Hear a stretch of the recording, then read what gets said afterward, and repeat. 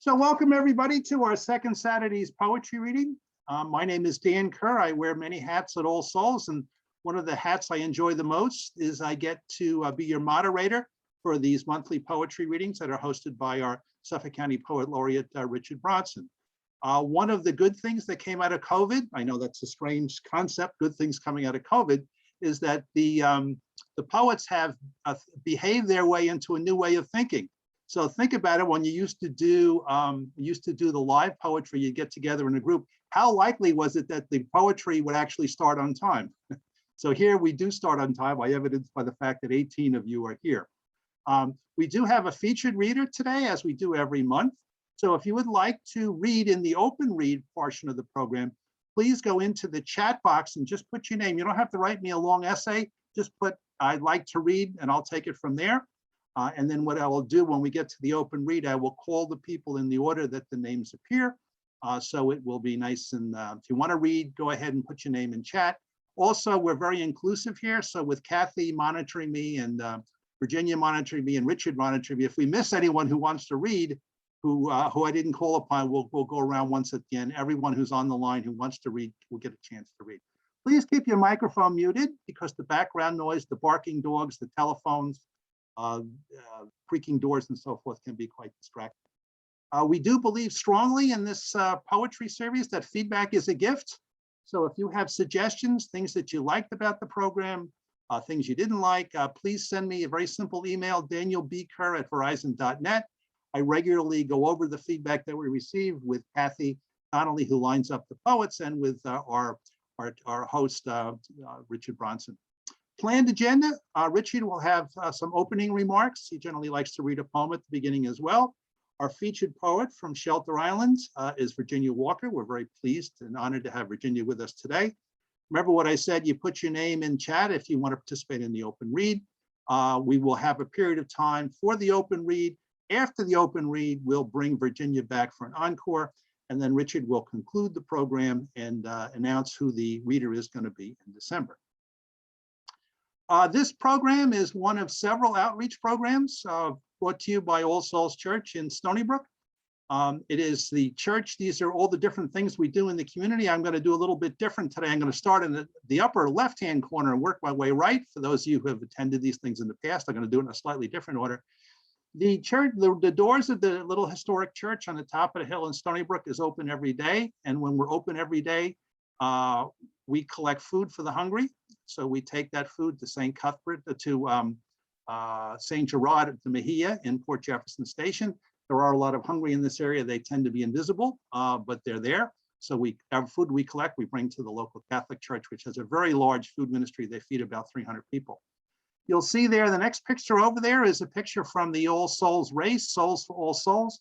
Those of you who used to come to the program in the church, you know that it's at the top of a hill, and not everyone can make it up that hill. So we've got a big project underway to make the church truly accessible to all. And we also want to put a bathroom in the church. And you see there the poets from the Live Poet Society. That's a group of poets that every year, led by our poet laureate, actually walk in the race. More about the race later. We also do Native American drumming once a month. We also do the rosary once a week. And it's an interdenominational rosary that combines the Roman Catholic, Orthodox, and Anglican traditions. Lower left-hand corner, we do concerts in the church every month. We've got a concert tonight. If you're in Stony Brook, we have Taylor Ackley and his wife, Allison, really internationally well-known bluegrass musicians. Both of them did their doctoral work at Stony Brook University. Most of the concerts we offer every month feature students from the university. Next one over, we do Gregorian chant in the church. That's something that Kathy Donnelly leads. Come into the church, it's mystically lit. With the candles, you have the beautiful sound of the monks chanting and the music of Taizé.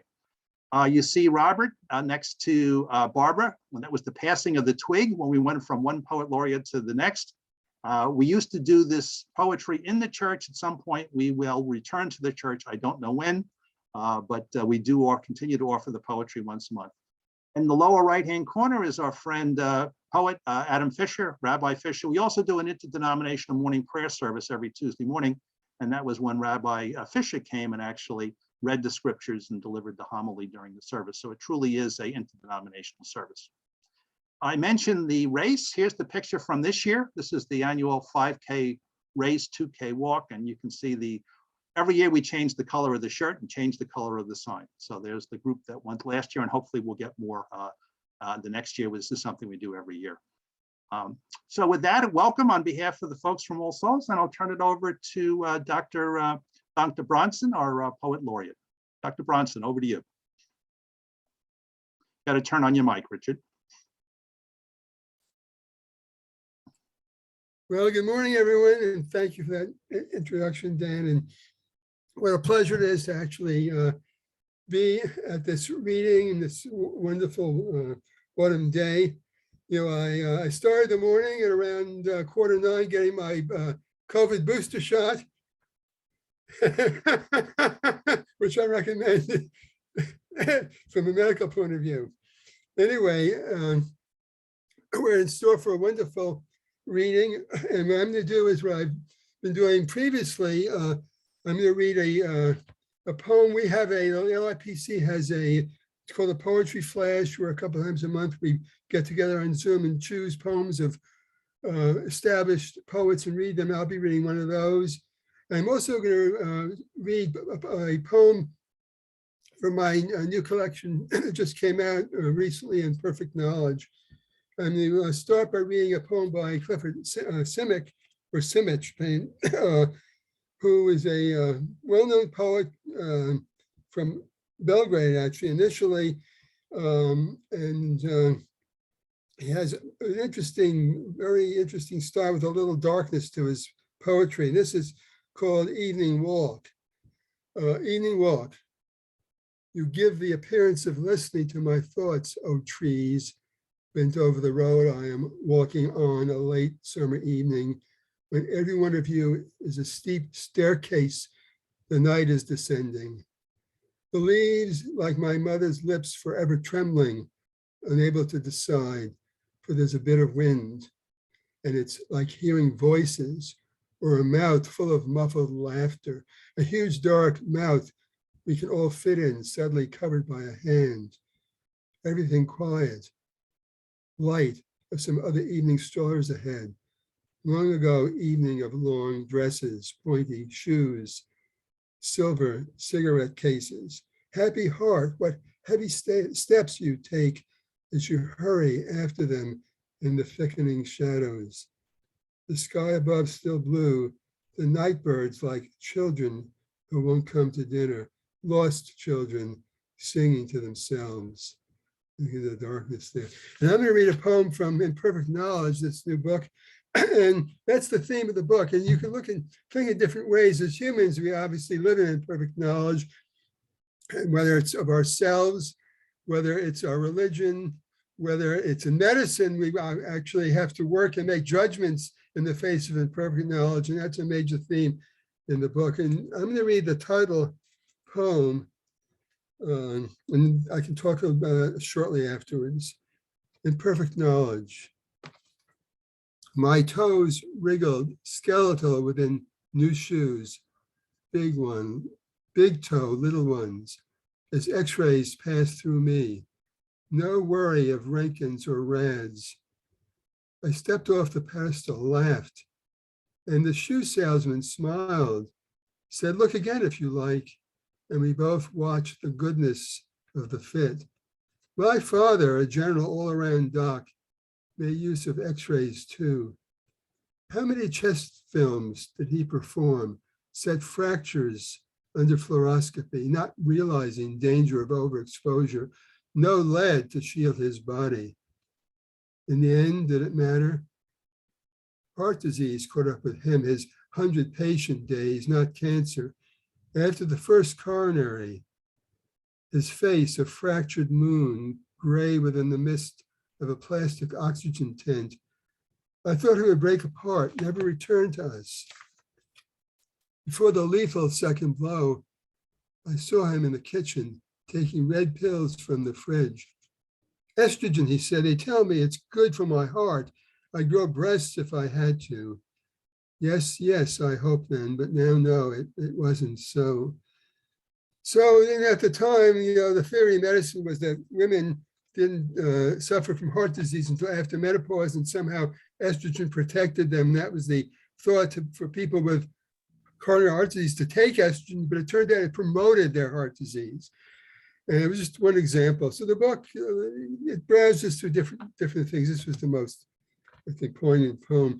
So in any event, I think that we should move on, and I want to introduce Virginia Walker, our poet today. Virginia comes from Shelter Island, which is a special place for me. For my daughter was married in the little chapel on the Heights near the Cheekwood Hotel 20 years ago. I still have vivid memories of her walking through town up to that chapel.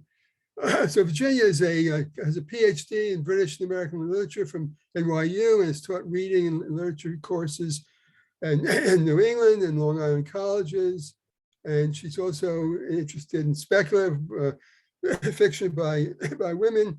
I have a strong interest in, I guess, that, whether that's speculative or science fiction, but and also propaganda ethics and fiction, and making poetry accessible to students, which is actually one of my strong interests. At the medical center, we have a program called Astonished Harvest, which is open to everyone, students, faculty, doctors, nurses, etc. She's presented papers in the dystopian writings of Octavia Butler, and on leadership and feminist novels, and on Shelter Island, she's acted as a facilitator of the Rich Poetry Roundtable. And basically, she's been a very active all over, and of course, in her home area, and is well published. And with that intro, I want to introduce her to the Zoom podium at the chapel to hear her reading this morning. Thank you for coming, Virginia. We're really looking forward to this very much. I think I'm unmuted now. You are, you're all set. Okay. Well, first of all, I want to thank Kathy Donnelly for inviting me to do this reading, and thank Warden Dan Kerr for your welcoming practice session in which you explained, as you did this morning, the community outreach that this little church does, and with such creative people in the community. I'm really astonished at all the things you're accomplishing. I'm going to begin not with a poem of my own, but a poem by Michael Walsh before I read my own poems. Michael was co-author of Neuron Mirror, and that was our poetry book we did together in 2014. And that poetry book, all the proceeds, every penny, went to the Lustgarten Foundation for Pancreatic Cancer Research and Cure. And unfortunately, 6 months after the book came out, Michael died suddenly, unexpectedly. I miss him terribly. And so I want to read a little poem by Michael.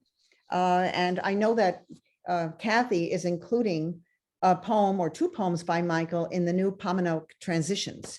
And I can't wait to get that book to his family. This is by Michael Walsh. Among relatives at the sea, I am most at home with horseshoe crabs and twirling flatworms, evolutionary travelers, my extended family. But we lack parity. Some worms have 5 hearts kept occupied. I've only 1, always at risk. But I'm not segmented. I have a coelom, a body cavity, and my brain is sticky as a spoonworm. I am eukaryotic. By definition, all my cells have nuclei, and I have more psychic weight than blue-green algae. I am not a stinker sponge. I am pentamerous and can grasp a slippery issue. I like smart snails and the molluscan point of view. I have the sensitivity of a tunicate and skirt philosophy like a piss clam. I'm going to open my own reading with a light poem. And since I'm going to go dark right after that, and I'm not sure I can match Michael's whimsy, but here's a whimsical poem from me. Bath has many tourist attractions.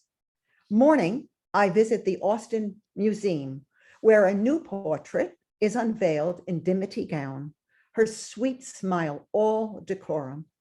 Afternoon, I tour underground, the recently discovered Roman bath mechanics and artifacts. Filmy projections on walls allow us to see Roman matrons as they were centuries before, done with bubbling springs below and the curio cases, chamber pots hidden in walls of houses on more 18th century tours in this Jane Austen novel town. I now saunter along in a tee from Walmart and capris from TJ Maxx, heading for Garrick's Head to dine on John Dory and ginger beer. All the cobbled streets merge into like squares. We pass and repass a Roman ruin and the Blue Badger pub. We are lost with a hopeless map. I stare at the fold-out city and feel stared at. My tea has been pulled up by camera gear. The loose capris droop. Now my soft puff belly is naked. Oh, Jane, shabby me. I am bare-bellied in Bath, unlike you and those willowy projections of Roman matrons hovering over the rushing waters below. I, the commoner, too much for the circus, stand fleshy and hungry, a new tourist attraction. It's always dangerous. It's always dangerous to introduce a philosophical poem, but I dare with this group. This was published in the Humanist online. Hiking the Ridges. From a distance, the late snow gleams in defiance of the warming climb. But when you approach, walking slowly on slippery rocks underfoot, you notice that the snow is an edifice sculpted by wind into pinnacles of ice strength, standing in curious form. Where are you standing? Is this not the mind?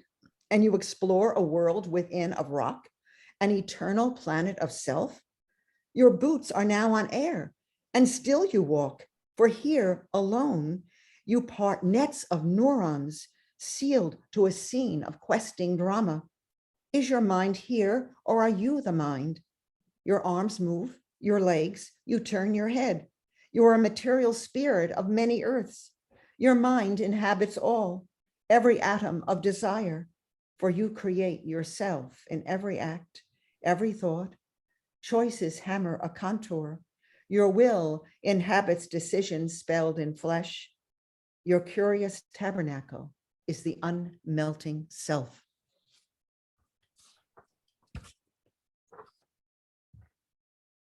Why am I watching home improvement shows and reruns of Rizzoli Isles at night rather than the news? So much in the world has devolved into chaos and destruction. How does one address the real, unreal? Now playing Hallucination without theme music in 4 parts. 1, night track. Never seduced by marks, I sleep with night terrors, Kant sitting astride the horse of duty, Hegel following in a cart, holding a grand plan for all time, for all every hour. Marcuse gallops on an ass, proclaiming justice lets murderers run free.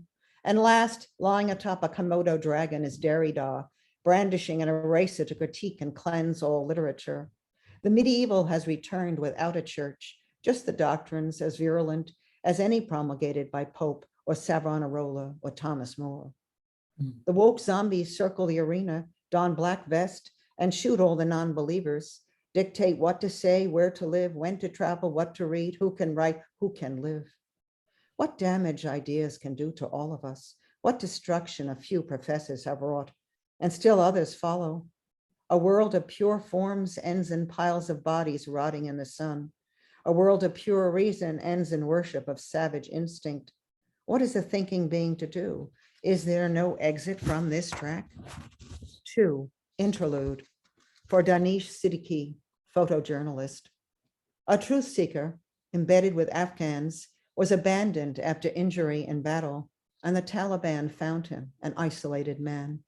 His mutilated body, shot, driven over, cannot record anymore. But his Reuters colleagues have listened and carry on. Truth seekers do not rest, continue to do honor to Danish, and prevent the first casualty from prevailing.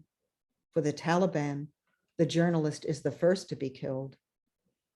No free thought is permitted. Musicians are next. No joys are permitted in hell. 3, Coda. Women of Afghanistan, children about to be trained to die. What can I tell you that you do not sense? You are forgotten by those who have conned their way to wealth and power. I wish I could shield you from what is to come, but I cannot. Finale. I hear the anguished cries of the mothers and fathers of 13 young Americans blasted into blood, betrayed by feckless bureaucrats who equate our young warriors with intolerant fanatics and cast our own people onto the board of an old game.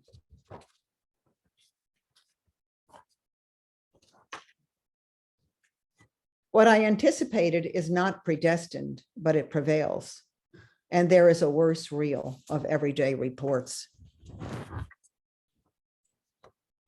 In remembrance of Majabia Hakimi, Majabia Hakimi. The Taliban hates a woman who excels at anything but service to men.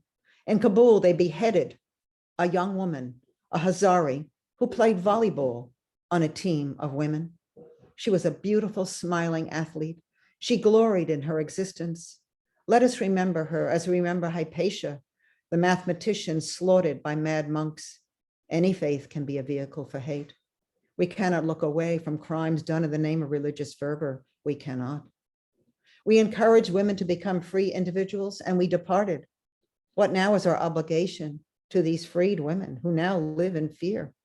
An interpreter waits for the door to be crashed open. A poet who writes of love hides in a ruined home. A singer silences her own melodies. The thinker dresses in rags, so the colors of her mind are not evident to the moral police.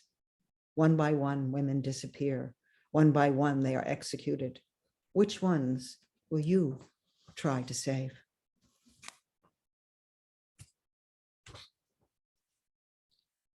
Sometimes a memory flashes forward, and I find that a poem is necessary. Because this is a serious group, and you're all interested in faith, I dare to address a topic associated or an aspect of faith. Crossing Lake Ronkonkoma. I did not have faith. I stood cautious while Eleanor started forward over the ice, rather than continuing to walk around the lake where we stayed the weekend. Her summer home, now heated for us, her parents waiting for our return. I was cold, but I did not want to hear cracks as I sped over the rough, slippery ice mounted with drifts of snow. I watched her swift race over the ice. She was the school's best runner, and I the least athletic of her high school friends. At the Senecal, in another winter, I heard the ice boom and crack in the sun as my mind drifted far from the religious retreat we were on. Of course, Eleanor was convinced by years of winter saunters that all was fine. I seemed a foolish thing, and she never invited me again to share a weekend. She had faith, I had none. After high school, Eleanor entered the convent. Who is the fool now? And it was a strict order, banning most speech. I could not see her there at all. She was always chattering. That was what we had in common, not any athletics.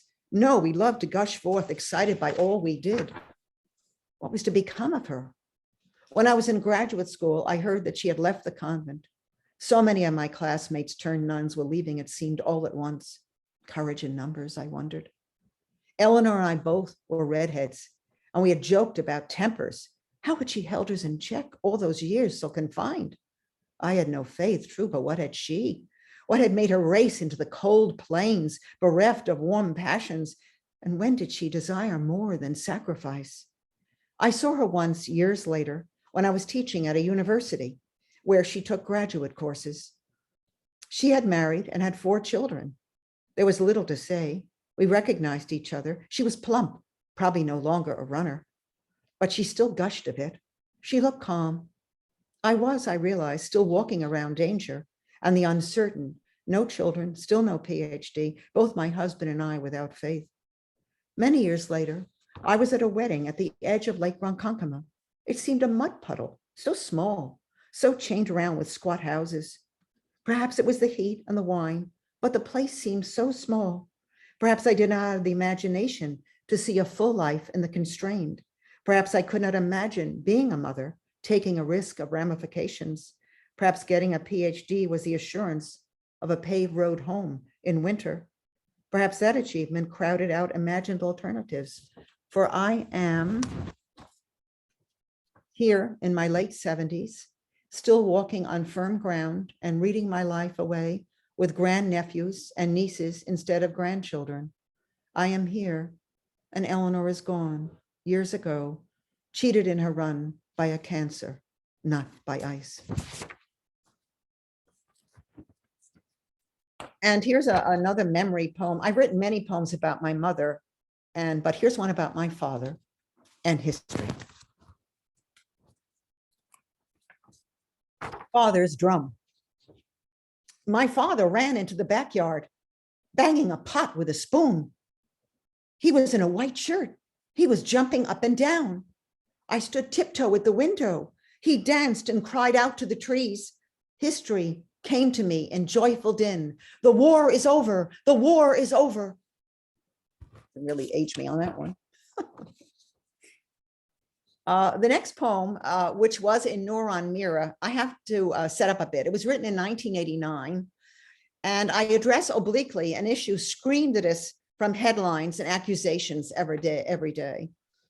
Revelations of truth, insights into dominations of theory can arrive unexpectedly. And so I'll set this up a bit. The title, Cities of the Dead, refers to the above ground cemeteries of Metairie, New Orleans. The water table is too high for in-ground burials. The dead are buried in family crypts above ground, and the poor in multi-storied units in which over time, bodies are turned over and the bones drop to the floor. Dillard is the name of a college in New Orleans. Most of this poem takes place in Antigua, the Caribbean island. The two writers, Jamaica Kincaid and Derek Wolcott, discussed by the bookstore manager owner in St. John's, Antigua, are favorites of mine. I taught 2 novels by Kincaid and many poems by Wolcott. Cities of the Dead. Riding past Dillard on our way to Metairie, Cities of the Dead, I remembered him at the bookstore in St. John's, where I browsed for a map of Antigua and a history of the place of Parham and Old Road and English Harbor, the old estates. He bent his pleasant brown face forward to mine and placed maps of histories of the dead in my hands. I asked for the poems of Derek Wolcott, which he gave me, asking why. Because his words are life, fueled by a hurricane of beauty, I tried to explain. Some say, he offered, stepping back, he has become European. And then, my sister has left here, teaches literature in the States, a PhD at Dillard in New Orleans. He assisted dark women in dresses red as the flamboyant tree who bought Caribbean histories for their children. I glanced at the text of hegemony and class struggle and turned the aisle. He waited with what he wanted me to read. Jamaica Kincaid, she is angry, very angry. Some say she cannot forget the past. She writes in the States now. Some of us are angry. Myself, I am different. We spoke of change on Redcliffe Quay and prosperity and the shame of slavery. He held another book for me, A Worker's Slow Release from Slavery, To Shoot Hard Labor. Some say all our lot is the white man's, some say. I accepted the book and told him I always judge people individually. He smiled distantly, and I opened Wolcott to Carib Chiaroscuro. I thanked him as he rang up my books, especially for his time and our talk. He did not look up at me, but turned to his overhearing Black customers. I read To Shoot Hard Labor by Samuel Smith, who was born free into slave labor for over 100 years on estates living in the past. One picture, a cell, Parson Mole's dungeon underground, pitch dark, where rats ate a female slave's nose overnight and where she died. I thought of Samuel Smith and him, writing by Dillard, and I thought I knew why he did not look up at me again. Dillard, what kind of college? I asked our guide. Black, she answered, and they want to keep it that way. We drove on to the cities of the dead.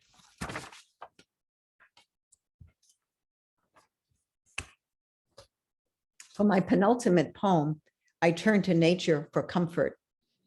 Last year, my husband, Alex, had a cancer scare, and he had defeated cancer many years ago. So this was really terrifying. The poem was written between the anomalous scan and a later, more refined medical scan that cleared my husband of the threat.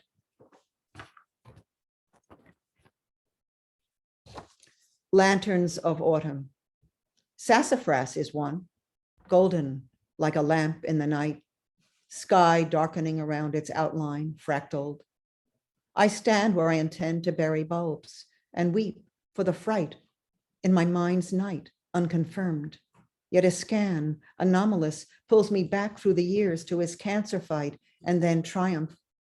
The lantern glows with life, even in a temporary death. But we are older now, and I look at lanterns of autumn, striking our woods with gold, and I'm less sure of the spring. I have been here before, 24 years ago in our 50s, when life held years to go. He is 83, and I near 79, and even in the November afternoon, with summer air, the night is nigh. The lanterns of autumn glow, but for a moment of days before they too tatter asunder to the ground. My final poem is one of spiritual ecstasy rooted in nature and science. The sprites in the poem are not little creatures, but a form of lightning, often green, which occurs in the stratosphere. In early summer key, the leaves do not obscure all the sky. They offer transparencies close and high. Through the pale and deeper greens, I see layers of experience in early summer key. Birds fly between the layers calling mates, while I, hypnotized by the opening of gates, understand how still is happiness in the shifting breath of light, shadow, phantomless. The air is electric with lightning. Sprites abound at the edge of space and set a frequency profound, agitating the globe's frail envelope. And yet I am not sundered from hope. Within my heart and mind, other storms ignite and pulse me in tune with an electrified kite riding thermals to investigate the known heaven, all we need who lean on trees in this realm of men. To love this earth, this glowing pearl above the leaves, is to know the veins of green, pulsed beats of the eaves are shared by the creatures breathing below. In my arteries, my valves, all the flow forward of daily joy. The inner archer adverts as the arrow flies that the Arctic snows, the deserts held other creatures also tuned to the earth electric, and the oceans bring forth majesties poetic. Deeper go, and the molten heart is revealed, twisting the poles. From miles within is the annealed minor sun, steadying the green crackle, the seas, the deep loams as they climb up the gravities, descend the declines of our ride through the dark on an outward coil of stars. I within look up and mark an eternal moment in the light striking my eyes, mind excited as the sprites, miles in the fiery skies. It was Thank you. wonderful, Virginia. Just wonderful. And just from the beginning, when you had us walking through Bath to hiking ridges and images of TV and those powerful hallucinations with the zombies, and it's very just heart-wrenching reflections on what's happening in Afghanistan, the Thank you, Daniel. walk across the lake, the beautiful, your father, it was so, the short one about him pounding the Yeah, I'll never forget that. Yeah. and the imagery in the cities of the dead, and between cancer scans and spiritual ecstasy, it was just a wonderful, wonderful read. Oh, thank you, Daniel, so much. we And I look want to thank all my friends who showed up from far away. They're very sweet to come today. Very Well, sweet. they get to hear you. We will bring you back for an encore. So Thank you. thank you. So we're going to switch now to the open read part of the program. Just give me a second here. And open read, we do very respectful of everyone that participates in the open read. So I've got the list of names that have been entered into chat. Please, please, 3 pleases, only 1 poem and no more than 5 minutes for the poem. Please keep your microphone muted until I call upon you. Please wait your turn to be read. And then after the open read, we'll bring back Richard Bronson. We'll bring back Virginia for an encore. And we go from 11 to 12, but depending upon how many people want to read, we may flex up until 12:30. Generally, we end up concluding just a little bit after. So what I'm going to do with the readings is I'm going to call you in groups of 3 so you can be prepared. And the first group of 3 will be Robert Savino, and then Gladys, and then James from North Carolina. So Robert, over to you. Hey, am I on? Yes, you are. At the volume? All right. Virginia, just spectacular. I mean, the breadth of that stretch of poetry was just wonderful. I applaud you. I'm going to read a poem that it will be very familiar to the people who know me. It's a November poem. It's remembering all veterans, but specifically one, a lifelong friend. We both enlisted in '67, and I came home and he didn't. 2 for Michael. 1, last jump. As Rangers are trained, Michael jumped from the burning chopper, missing whirlwind funnels of air, folding into branches of a peaceful tree. A path of light spread across the sky, acknowledging the next leg of his tour while branches folded and snapped, catapulting him over the edge. Never found in search, petrified over time. 2, volunteer. I kneel before the wall, distressed, touching engraved family names preceded by rank. Granite dust, the pride of spent ammo, covers my fingertips. Patriots lament soldiers, soldiers flash back to Charlie. Tell me, have you found Michael? His last jump is there in the pride of the wall. Thank you. Very moving, Robert. Thank you for sharing that.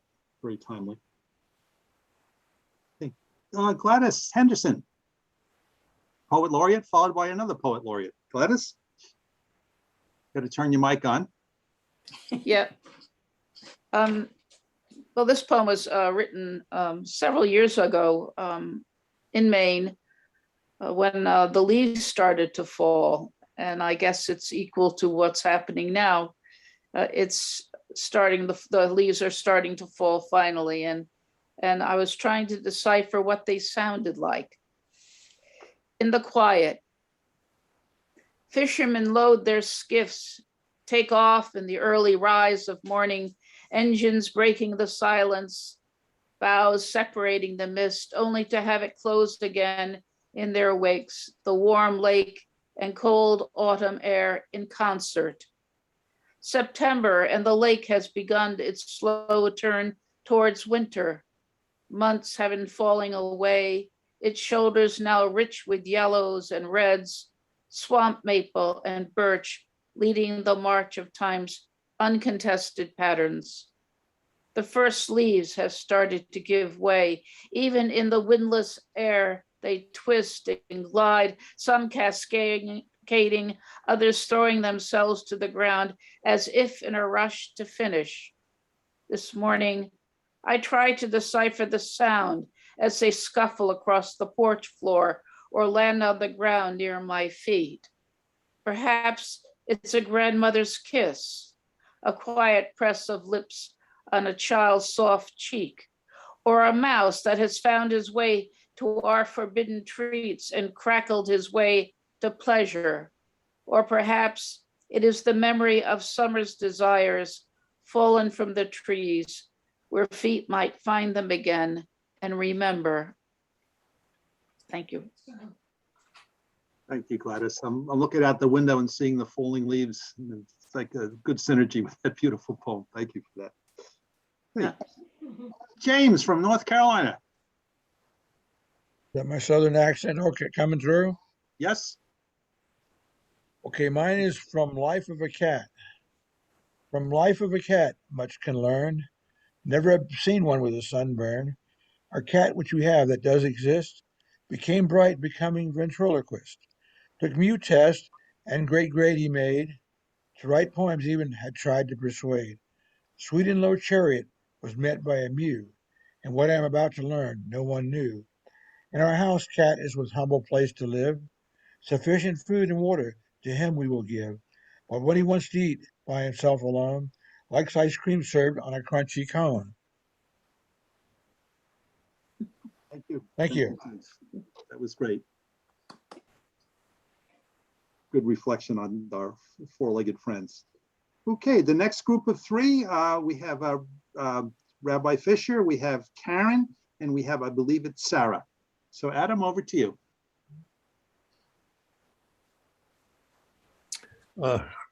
This poem was written after I saw a painting, and I placed my imagination in the painting.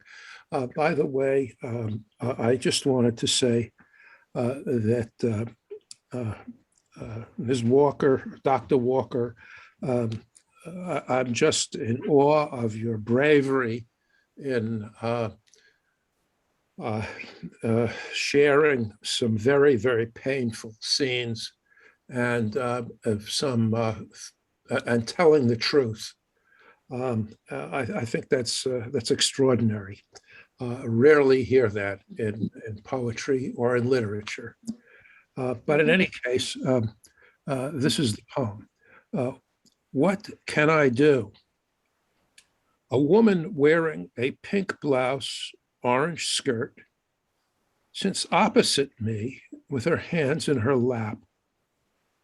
Her sad, dark, sunken eyes stare expectantly at me. As the train slows, I don't know yet why she is suffering, but I already know I want to make it better. Thank you. Thank you, Adam. Mm. Wow, Thinking about that woman. wow. Mm. Thank you. Okay, Karen, over to you. Got to turn your mic. Thank you, thank you. And I just want to say thank you to Virginia for being herself and for her glorious poetry. I'm reading a poem that is going to be in my new chapbook, which will be coming out sometime next year. This is called Dance Lessons. Once a week, riding the D train, a group of 13-year-old girls from uptown, serious and determined, dance bags slung over shoulders, leotards and leggings coiled in neat rolls, travel underground with a purpose, almost an hour to West 4th Street, walk past Broadway to a squat brick building whose cage-like elevator carries them to a bare studio, its battered piano in a corner, students warming up cross-legged on a gleaming wooden floor. Others at the bar wait to take seated positions for the teacher's ceaseless counts of contract, release, spiral, and fall, and 1 and 2, over again until it seeps into their very being. They bend and rotate positions, move according to space, bodies intuitive, fluid, lean, and persistent, push against gravity, aware each pose tells a story, pounded into muscle and spine.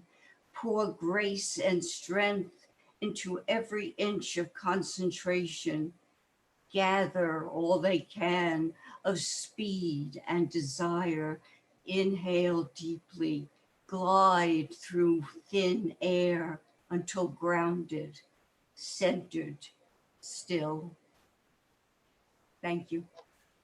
I don't think I've ever felt so much like a dancer. That was wonderful. Thank you. Sarah, over to you. Go ahead, Sarah. Poetry reading, so it's nice to meet you all. I'm going to read a piece called Selective Feeling. When all is inside me, pressing against the barrier of my skin,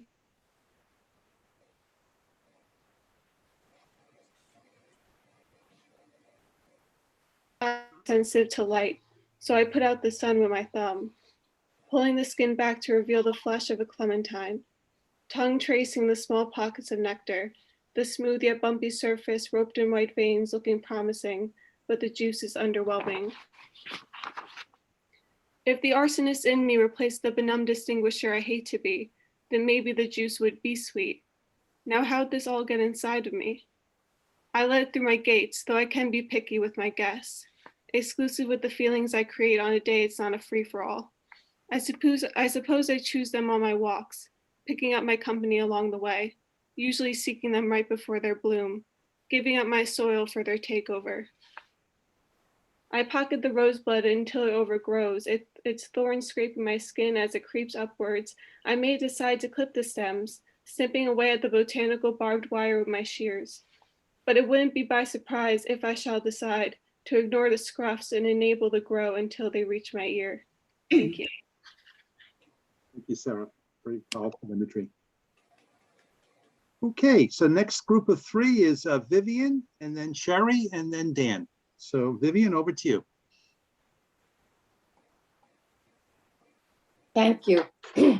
Virginia, that was such a wonderful reading. Oh, I just love the power and the beauty of all your poems. The poem that I'm going to read, I read a few months ago when I wrote it a few months ago when my son, Christian Francis Di Stefano, was here with us.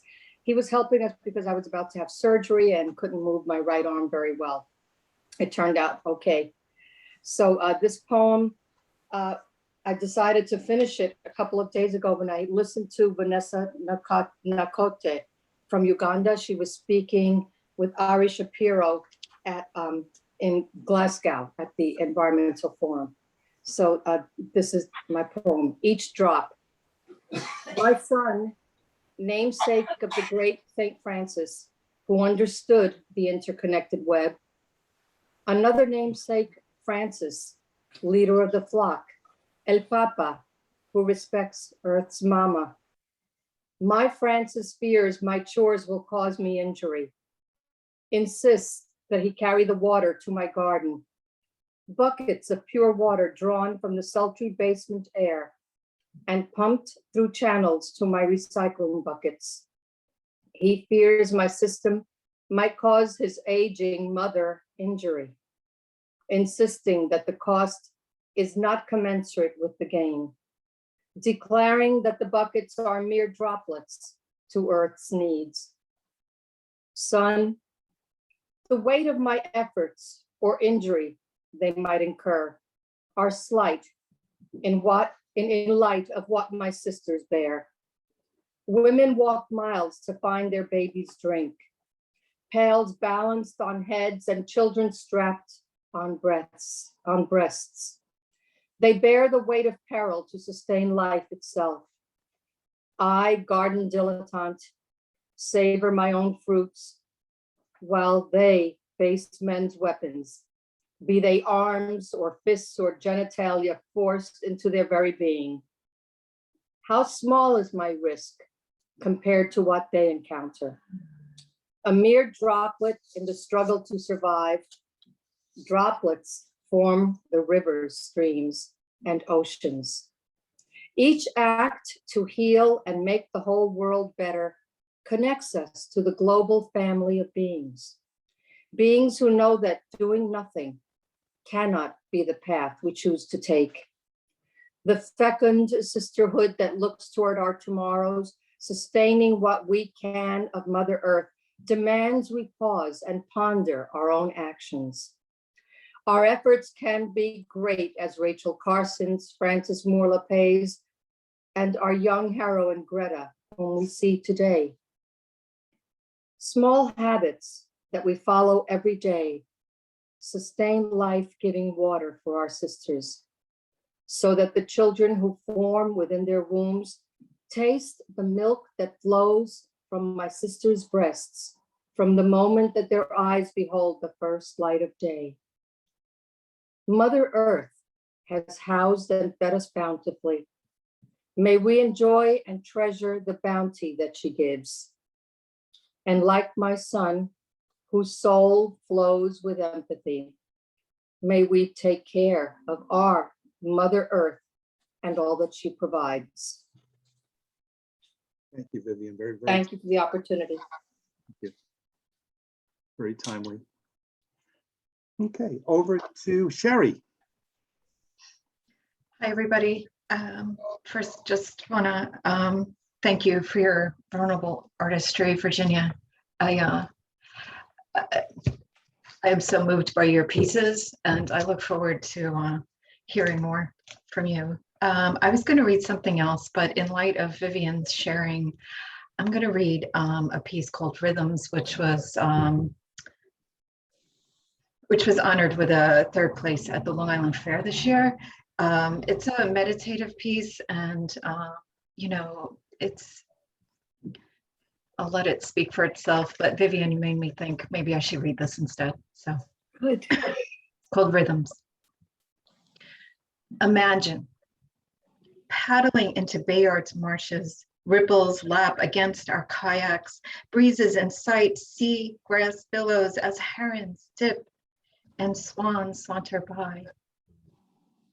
Playing favorite songs on headsets, walking the dog in Bailey Arboretum. As he sniffs and sniffs, tail wagging, we delight in his bouncy step charm. Descending down to Sandpoint's shore, waves push, pull, spray on a crisp fall day.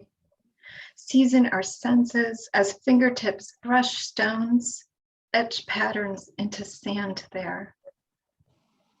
Hiking Old Westbury Gardens, pausing to lunch by East Lake, sticks in hand, creating ripples, swirls. We watch as dragonfly wings sparkle and pulse. Imagine you, we dance, touch, listen, breathe. Find our peace rhythms out there today.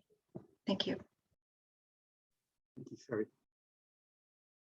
Okay, next reader is Dan Kerr, and he brought along 2 friends here. I think you may recognize him. If you don't recognize him, you may recognize him. And it's the title of the poem is, some of you have heard it before, and it exists in various forms. It's called The Star Trek Diaspora. Here goes. Much of what I learned in life came from Star Trek. Captain Kirk taught me about leadership, Mr. Spock about logic, Dr. McCoy taught me about friendship, and Scotty about engineering. Uhura taught me the importance of clear communications, and Chekhov and Sulo the benefits of diversity. As a bachelor between marriages, I slept better at night, knowing I had all of the original Star Trek episodes upstairs in my closet. My bachelor status was confirmed by the 6-foot-tall Godzilla that stood guard in my living room. My nieces and nephews knew when they entered the living room, ringed by Star Trek plates, that they would be transformed to my grade B monster movie collection. Christmas, Easter, or Thanksgiving were not complete without the viewing of The Attack of the 50-Foot Woman, Plan 9 from Outer Space, White Zombie, or The Wasp Woman. Rudyard Kipling said man did not become tame until he met woman. She hung a dried wild horse skin, tail down across the opening of his cave. And wipe your feet, dear, when you come in, and now we'll keep house. After I fell in love with Susan, Godzilla left my living room, but the Star Trek plates remained as the portal to the grade B monster movies. One day, as the windows to the TV room were being fitted for new blinds, I heard a woman with a Brooklyn accent say to Susan, "Those plates, they're his, aren't they?" I was reminded again of Kipling. who said he didn't even begin to tame till he met the woman, and she told him she did not like his living in a wild way. How does one reconcile what one was with what one wants to be? Are there any limits to what one will give up for love? St. Paul said, when I was a child, I spoke as a child, I understood as a child, I thought as a child. But when I became a man, I put away childish things. The Star Trek plates would need to be transported out of the spaceship that had been my home. Nieces and nephews were not pleased when they heard the Star Trek plates were leaving. Nieces Dawn and Sasha presented a petition to soon-to-be Aunt Susan that said, we, the nieces and nephews of Uncle Dan, demand that the Star Trek plates stay at his home. Let us know we are always welcome here. Soon-to-be Aunt Susan responded, when you get your own homes, you can decide what hangs on your walls. There were 15 nieces and nephews and 8 Star Trek plates to distribute. Solomon said, divide the living child in 2 and get half to the one and half to the other. I made harder choices. Who was most like Kirk and Spock? Which niece and nephew was most like McCoy, Chekhov, Uhura, Sulu, Scotty, and the crew in the transporter? That one would get the individual plates, and the other 7 would have to accept my judgment. More than 20 years later, Captain Kirk is in New Hampshire. Mr. Spock lives in Germany. Scotty resides in Long Island. Chekhov hangs his hat in Texas. Uhura communicates in Washington, D.C. And as of this star state, Sulu, McCoy, and the crew in the transporter are lost in space. Each of us beginning a committed relationship needs to clear space taken up by our Star Trek plates for building new memories with the partner we love. The challenge will always be, how can I let go of what I was without losing myself? Well, the Star Trek plates are gone, but all the original Star Trek episodes are still in my closet. And I do have a Tribble in my office. Plan 9 from Outer Space, Attack of the 50-Foot Woman, White Zombie, The Wasp Woman are still in the upstairs closet. And the nieces and nephews will need to decide which videos they want to watch at Thanksgiving. Thank you. Okay, thank you. Next one on the list is Herb. Herb, over to you. Remember to turn your mic on.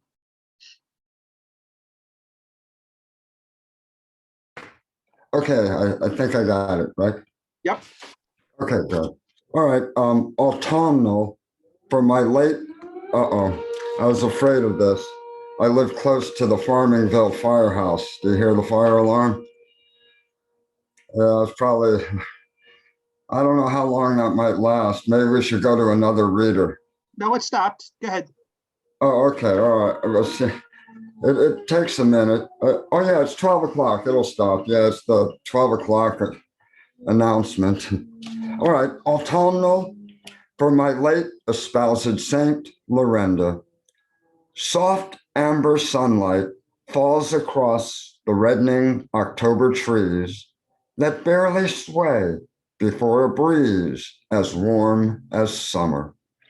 Summer's loss seems little, dear, on days like these. Let misty autumn be our part. The twilight of the year is sweet. There, shadow and the darkness meet. Our love, a twilight of the heart, eludes a little time's deceit. Are we not better and at home in dreamlike autumn, we who deem no harvest joy is worth a scheme?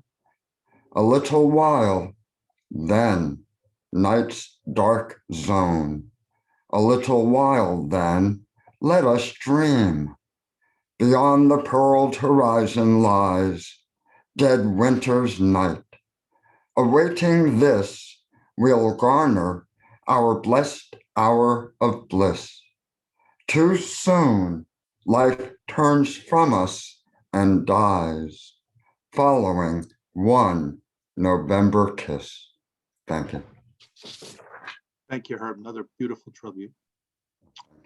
Okay, so we've heard, I think, from everybody that was on the list. So what I'm going to do now is I'm going to go around. So if you'd like to read and you haven't read, if you want to either wave your hands and let me know, or you want to just come off mute. Okay. So we do have other folks that haven't read. So Marie and Margrace, Shu, over to you, Shu. Good to hear you again. Put your mic on and you've got the floor. So I post what I'm going to read on the chat so you can read along while I'm reading. So the title is Black Coffee. Light, dim, the music soft, the smell intoxicated. A cup of black coffee, no sugar, no milk. The gaze affectionate, the kiss gentle, the smile sweet, the laugh like this cup of black coffee, warm yet bitter. Thank you. Thank you, Shu. Okay. Anyone else? I'll look around the gallery again. Anyone else? Kathy Donnelly, over to you. Since we seem to have the time, I just want to start by saying, Virginia, that was remarkable. I thank you so much. You've graced this day. Your language impresses me. Your stories are so deep, and the language is, you seem to have such a command. It makes me want to read more of your work. And thank you also for keeping Michael Walsh a part of the community. I never met him, but his poetry is fabulous. And you know, you keep him alive. So thank you for that too. I wrote this poem a while ago. It's called A Writer's Day. So I'm thinking that maybe everyone here will relate to it a little bit. It occurred to me around dusk, I had had a splendid day, listening to air dance through the yard, click and clatter at the bird feeder, sway of needles on dark pitch pines. This kind of day inspires me. A story grows, a glimpse of a life, not my own, real, contrived, my perceptions of voices from uplanders. How was I to know the day's hours would melt into themselves, leave me peaceful, contemplative? I think of my evolving story, decisions, consequences. It is one thing to be inside my head all day long, another to be in someone else's. How can I know what anyone else is thinking or feeling? I can only imagine and write. That's it.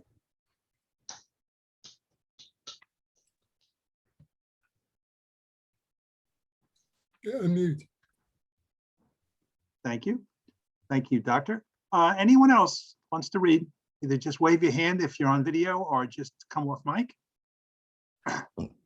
And if not, then Virginia, we're going to bring you back for an encore. You can turn your mic on, please.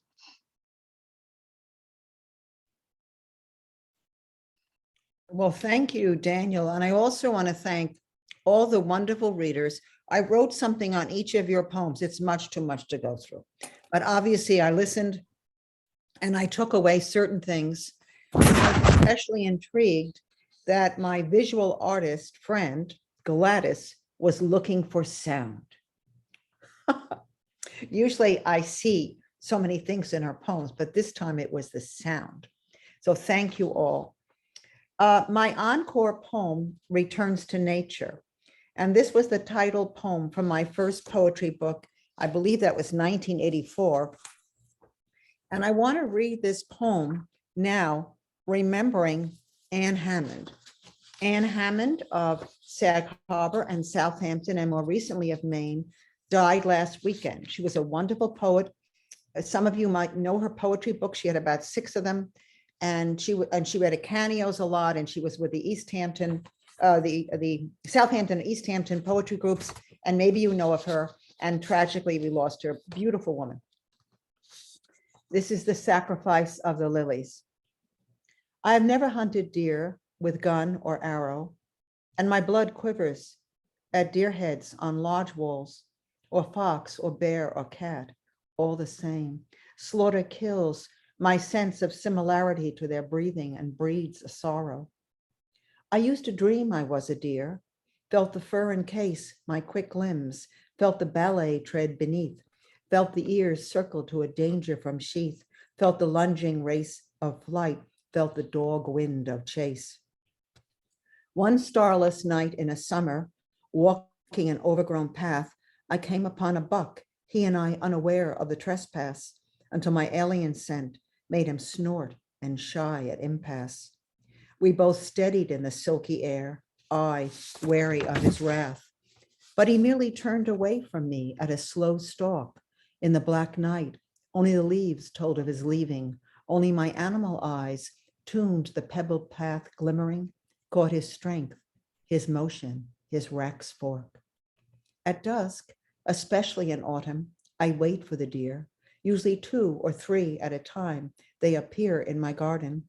They cross on their track there long before we moved in, before we grassed over and mowed and planted there. I built a curved stone wall to hold a flower bed and a straight vegetable garden with a fence, which they've never jumped, not once.